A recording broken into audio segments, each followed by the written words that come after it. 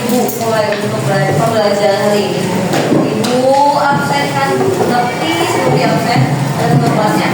Ya. Bisa dimainin dulu.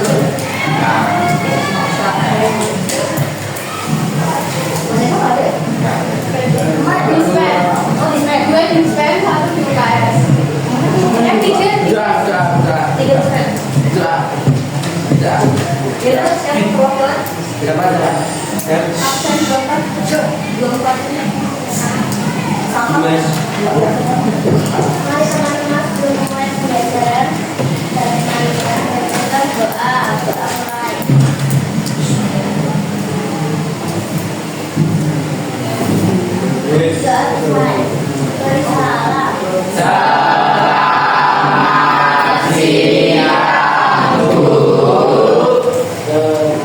Selamat siang semua. Jadi ibu absen dulu. Yang pertama ada apa? Ayla, Adin, Alivia, Azdana, Azdiana, Arnia, Dava,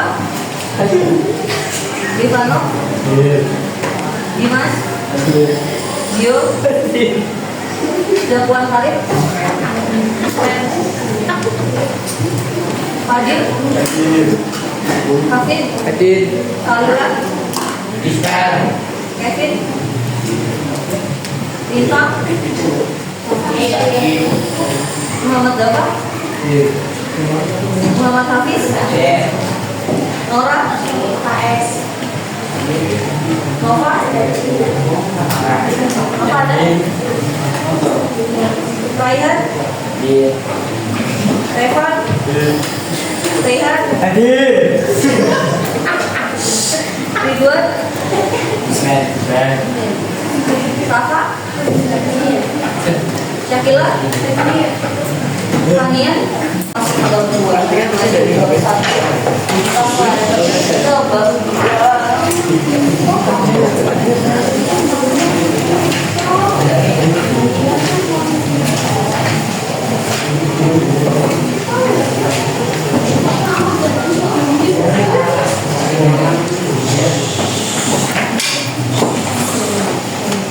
sudah dibuka buku catatannya. Nanti buku catatan di akhir dikumpulin di ibu ya, soalnya ibu hari Rabu kayaknya ibu bakal ngasih tadi ya untuk poin di sini. Jadi tolong dikumpulkan nanti.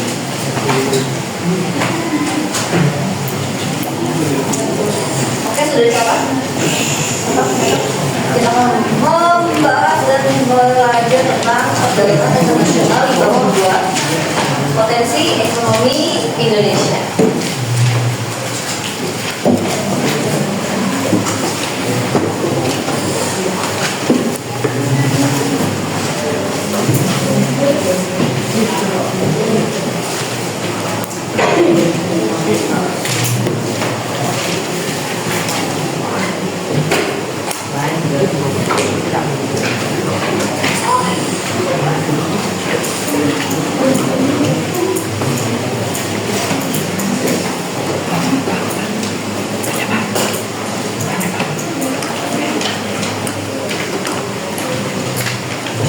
Sudah ada?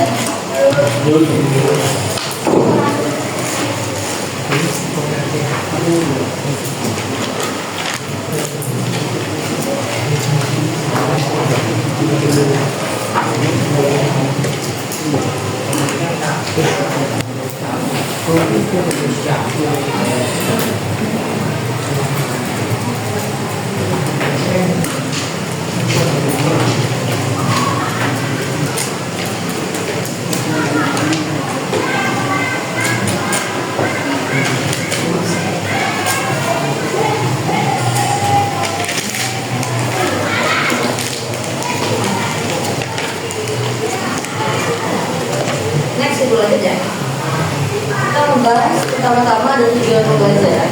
Yang pertama menjelaskan pengertian, kegiatan dan manfaat perdagangan internasional. Selanjutnya ada menganalisis faktor mendorong dan menghambat perdagangan internasional. Lalu yang ketiga ada membedakan perdagangan dalam negeri dan perdagangan internasional. kira-kira barang-barang yang kalian punya sekarang bisa sampai di meja kalian itu kira-kira cuma langsung nyampe atau ada proses dulu? Ada namanya perdagangan, ada namanya jual beli. Kira-kira produk ini dari mana?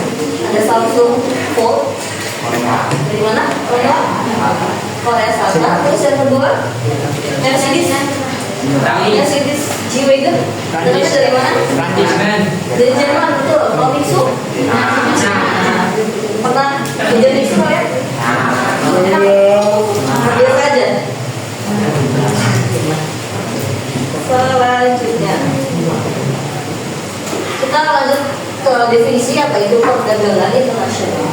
Jadi perdagangan internasional adalah kegiatan jual beli barang atau jasa yang dilakukan antar negara untuk memenuhi kebutuhan dan memperoleh keuntungan dengan mengikuti peraturan yang berlaku secara internasional. Jadi di perdagangan internasional itu ada dua kegiatan.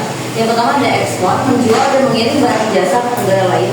Lalu yang pertama ada ekspor dan yang kedua ada impor, yaitu membeli barang atau jasa dari negara lain. Jadi kalau misalnya ekspor kita keluar ngirim menjual, tapi kalau impor kita beli dari luar masuk ke dalam. Nah, pelakunya itu ekspor disebut eksportir dan pelaku impor itu importir. Paham sampai sini? Nanti dulu saja. Kita lanjut manfaat. Manfaat yang paling pertama adalah memenuhi kebutuhan suatu negara, karena nggak mungkin suatu negara itu semuanya kebutuhan rakyatnya bisa dihandle cuma negara itu aja. Jadi mereka butuh negara lain untuk membeli. Dan yang kedua adalah menambah devisa negara. Devisa negara itu adalah aset kekayaan suatu negara, entah itu berupa uang kah, uang mata asing, bisa juga emas, bisa juga surat berharga seperti obligasi dan cek. Selanjutnya ada mendorong terjadinya alih teknologi, memperluas pasar produk di dalam negeri dan mempercepat pertumbuhan ekonomi, lalu bisa mempererat hubungan antar negara. Dan itu misal mau kerjasama apa aja udah lancar, karena sebelumnya mereka itu ada yang namanya perdagangan, sudah pernah interaksi. Next, karena perbedaan sumber daya alam, misalkan Indonesia kita terkenal punya apa sih? Batu bara, punya emas, punya beras, punya minyak sawit, punya nikel. Karena nggak semua negara bisa untuk memenuhi kebutuhan itu, jadi Indonesia ekspor batu bara, nikel, bahkan minyak sawit. Waktu itu pas eranya Jokowi pernah diprotes sama negara-negara lain karena pernah untuk stop ekspor batu bara, dan pernah juga kejadian di minyak sawit. Lalu yang kedua adalah kondisi saling membutuhkan tadi, karena sumber daya alam yang beda, makanya mereka saling membutuhkan satu sama lain. Lalu ada perbedaan kapasitas produksi. Jadi satu negara ini kan nggak mungkin semuanya bisa memenuhi kapasitas, jadi besaran barang. Jadi mereka butuh barang dari negara lain. Nggak semua bisa memproduksi misal 5 ton karet. Jadi mereka harus beli dari negara lain misal 10 ton karet, seperti itu. Lanjut ada efisiensi biaya produksi. Nah, kalian tahu peneliti itu Indonesia tidak memproduksi, sama sekali tidak memproduksi peneliti. Jadi itu impor dari Cina, semuanya diimpor dari Cina. Peneliti dan betul itu dari Cina. Kenapa? Karena Indonesia itu kalau dibuat di sini biayanya besar, tapi kalau misalnya kita impor, kita beli di Cina itu lebih murah. Jadi mending beli dari luar daripada produksi dalam negeri, seperti itu. Dari sini ada yang mau ditanyakan? Yang mau ditanyakan? Penghambat yang pertama ada kebijakan proteksi. Muanya ekspor impor itu harus ada proteksi. Protek itu untuk keamanan, gimana masuknya mereka. Terus ada juga ada tarif impor. Setiap barang yang masuk ke sini itu ada yang namanya bea. Kalian tahu imigrasi, ada bea cukai. Biasanya bea cukai ini lumayan, kalau untuk soal bea masuk itu sangat-sangat mahal. Bahkan ada kasus di mana padahal itu barang hadiah, jadi dia dapat hadiah atau dia menang suatu lomba, terus pialanya dikirimin kan itu gratis ya tadi ya, terus pialanya kan gratis banget. Tiba-tiba masuk sini harus bayar pajak 1 juta waktu itu, 1,5 juta. Padahal itu gratis, barang gratis, dan itu sebenarnya sangat-sangat memberatkan gitu. Lanjut ada kuota, jadi setiap negara itu ada kuota, mereka punya kuota ekspor dan impor.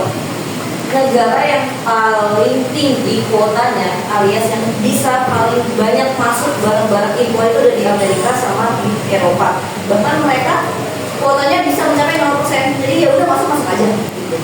Dan yang paling rendah itu ada di negara diktator kayak negara yang ini apa kayak Korea Utara itu dia nggak bisa sembarangan masuk barang-barang.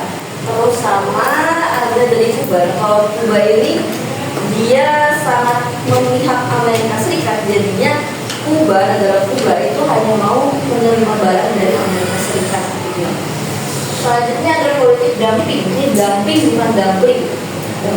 Ini dumping. Politik dumping ini dia sistemnya kayak pakai SIM-HP dari Cina. Di sini kan murah banget, jadi dari negara asalnya itu dia sebenarnya mahal, tapi pas diimpor jadi murah banget. Tujuannya apa? Tujuannya untuk menghancurkan pasar Indonesia. Jadi misal kalian punya usaha gitu kan, punya usaha atau bisa kertas atau apa ya, ikat rambut atau semacam perintilan kecil gitu. Terus kalian jual ke Indonesia dengan harga yang sangat murah. Terus kan bertahun-tahun kalian akhirnya punya pelanggan kan. Jadi kalian punya banyak pelanggan, punya banyak customer, beli lagi, sampai pasar yang di Indonesia itu produk dari Indonesia nggak ada, sampai tutup. Nah kalian kan sudah menguasai pasar Indonesia nih. Lama-lama kalian akan menaikkan harga kalian dari harga 5.000, 10.000, 15.000, 20.000, 50, 100 sampai sekian banyak harga. Jadi itulah kenapa politik dumping ini bisa memonopoli investasi atau pembayaran lahan atau bisa juga listrik dan air. Jadi produsen di Indonesia ini makmur dan mereka tuh nggak perlu impor lagi dari luar. Ada yang mau bertanya? Oh ya, terus politik dumping ini paling banyak tertuduh itu negara Cina. Terus ada negara-negara kayak Myanmar, Vietnam, seperti itu. Tapi Indonesia juga pernah tertuduh dan pernah masuk daftar 10 negara yang tertuduh melakukan politik dumping. Barang-barangnya ini lebih ke udang yang diekspor, terus ada tekstil seperti itu. Sudah, ada yang mau tanya lagi? Sudah. Pajak ekspor dan impor. Lalu di perdagangan internasional sudah pasti diadakan adanya pajak ekspor impor yang tadi yang sudah dibilangin soal bea masuk. Lalu ada alat pembayaran yang menggunakan kalau dalam begitu menggunakan mata uang yang sama seperti rupiah. Lalu perdagangan internasional itu harus menggunakan kurs mata uang. Jadi kalau misalnya kita mau impor, kita harus ubah dulu kurs kita. Jadi ke dolar biasanya. Selanjutnya ada cara pembayaran. Kalau di dalam negeri itu bisa langsung aja atau menggunakan jasa bank dalam negeri, jadi lebih gampang. Tapi kalau di internasional menggunakan jasa bank antar negara melalui letter of credit atau enggak disingkat L/C. Itu letter of credit ini kayak surat jaminan, surat perlindungan yang dari bank, datangnya dari bank. Untuk gimana caranya biar pembeli ini bisa ngasih uang ke penjual, jadi biar nggak ditipu, karena kan ini perdagangan internasional ya, jadi kayak nggak ketemu langsung, jadi harus ada surat dari bank gitu sebagai surat jaminan. Lalu ada standar mutu organisasi internasional untuk standarisasi. Gimana sejauh ini, ada pertanyaan tentang perdagangan? Maka selanjutnya sebenarnya ini tuh ada lagi tentang bagaimana cara membayarnya, tapi terlalu panjang gitu kayak dan mungkin sampai perbedaan dan faktor penghambat pendorong. Jadinya ditanyakan atau melanjut mengerjakan soal. Sudah cukup? Mari kembali. Gak kan 10 soal tentang ekspor dan impor.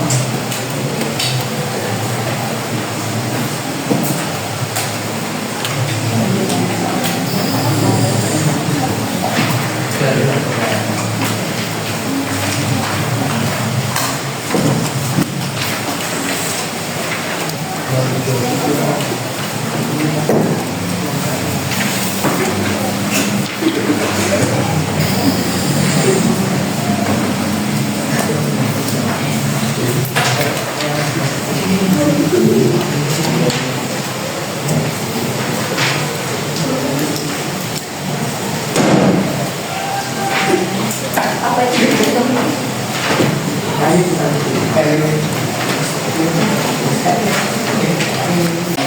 Ada tugas kamu? Kertasnya bisa ibu minta.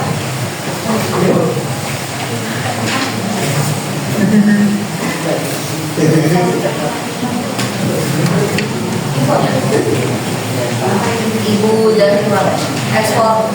Jadi ekspor itu dari kita ke Indonesia atau dari negara lain. Dari Indonesia deh. Contohnya dari Indonesia jual ke negara orang. Kita jual kopi, jual pala, jual kelapa sawit, jual minyak tanah, minyak bumi gitu. Pokoknya menjual. Itu tadi ekspor. Nah, kalau tadi impor berarti Indonesia beli dari negara lain. Gitu. Contohnya.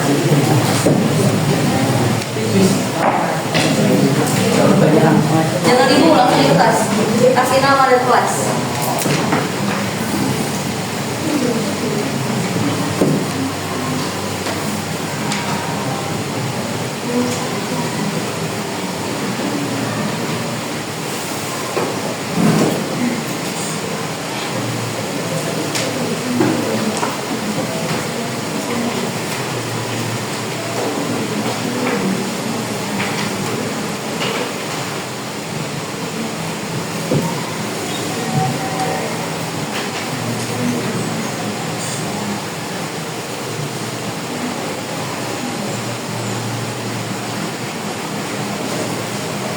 Ada yang mau tanya dulu mungkin dari soalnya itu sebentar.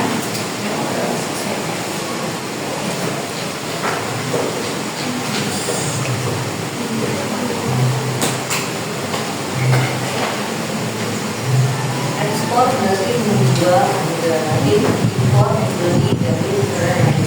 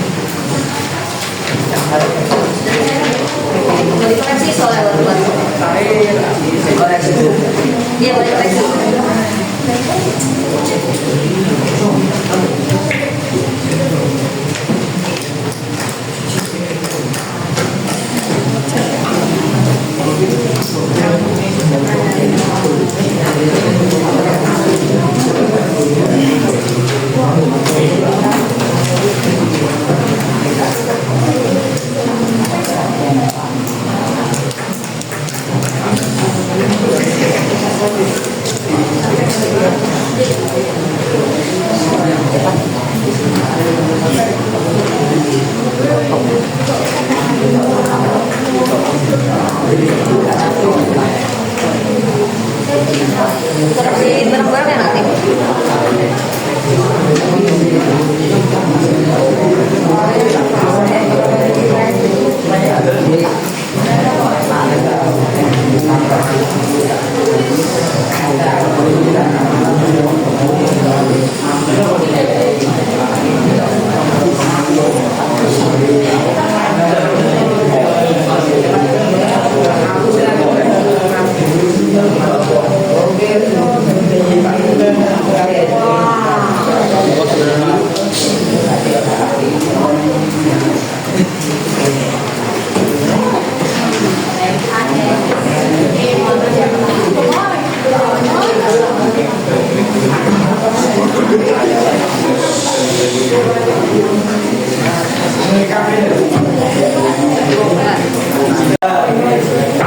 Soal yang sama, saling baik-baik. Pertama,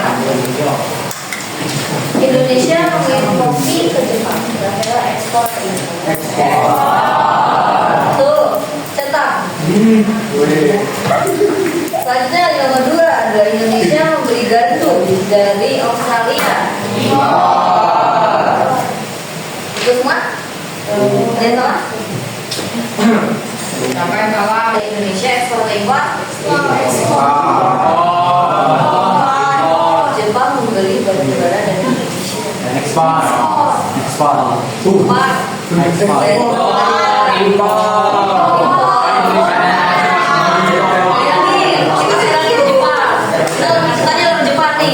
Terus kita beli barang dari Indonesia, impor. Iya, benar. Kalau Indonesia itu semua negara.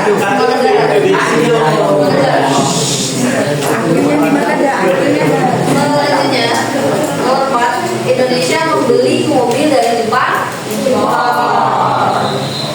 Di nomor 5, Indonesia mengirim pakaian buatan dalam negeri ke Malaysia. Indonesia membeli mesin industri dari Jerman. Selanjutnya di nomor 7, Korea Selatan membeli produk kelapa sawit dari Indonesia. Impor. Selanjutnya di nomor 8 adalah Indonesia membeli kedelai dari Amerika Serikat. Impor. Nomor 9, Indonesia menjual hasil kerajinan tangan ke Singapura. Ekspor. Nomor 10, Indonesia membeli produk elektronik dari Korea Selatan. Impor. Dari Korea di rumah namanya?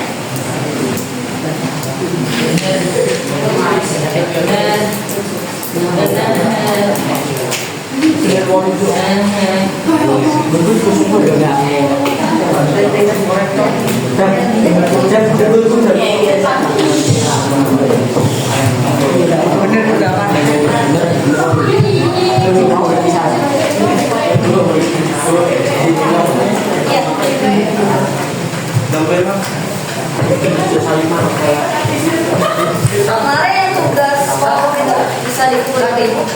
Ada di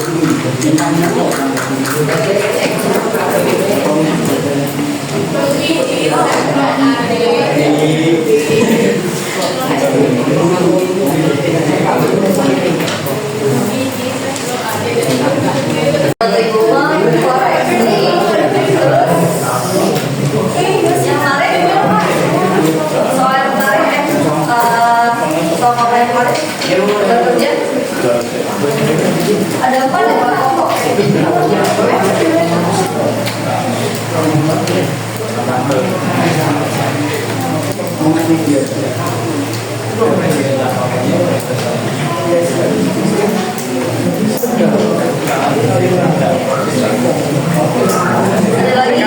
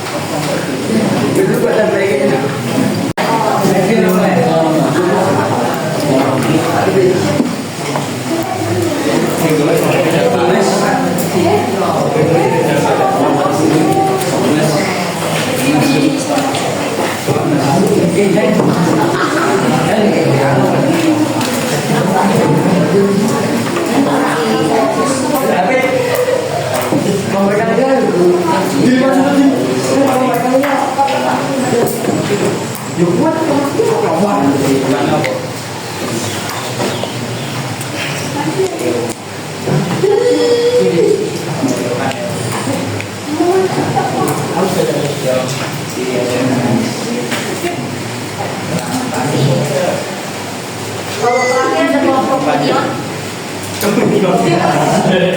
Minion. Minion. Minion. Yang kedua, Mania, Didi, Hafiz, Aurel, Nova, Bintang. Banyak nih bapak kita tuh. Oke.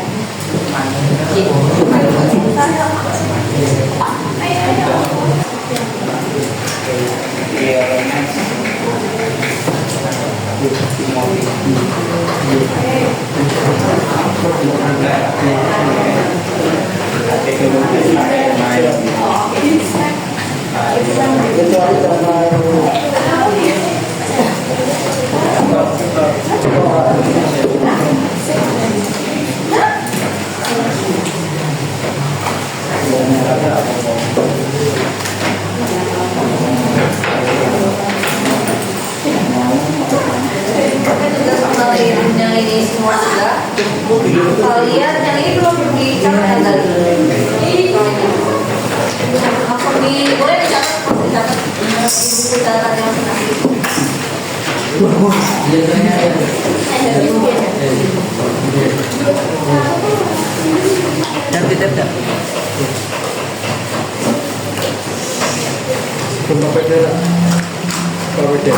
Ada Lydia, Arnia, Karin, Kevin, Rayhanet, Evan, semuanya orangnya.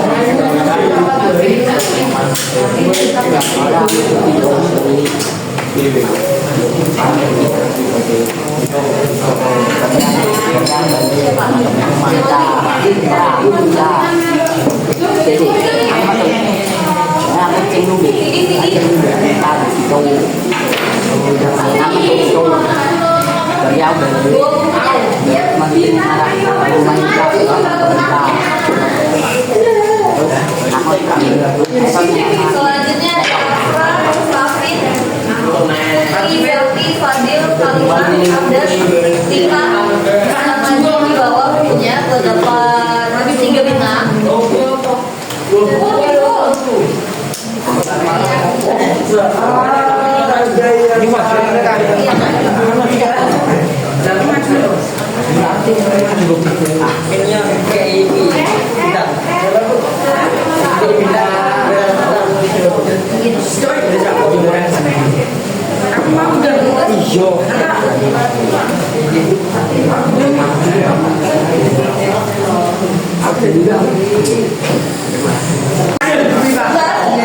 Ibu mau berikan kesimpulan dulu kali ini, bisa diberi.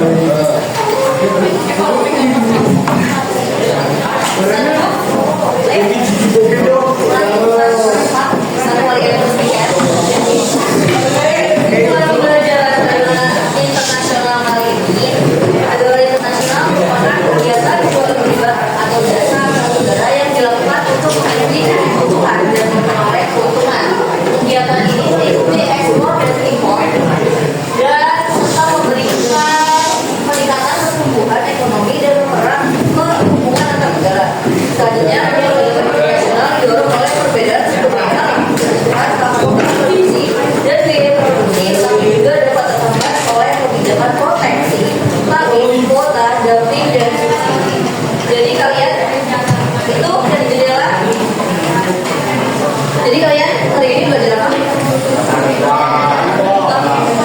Impor, internasional.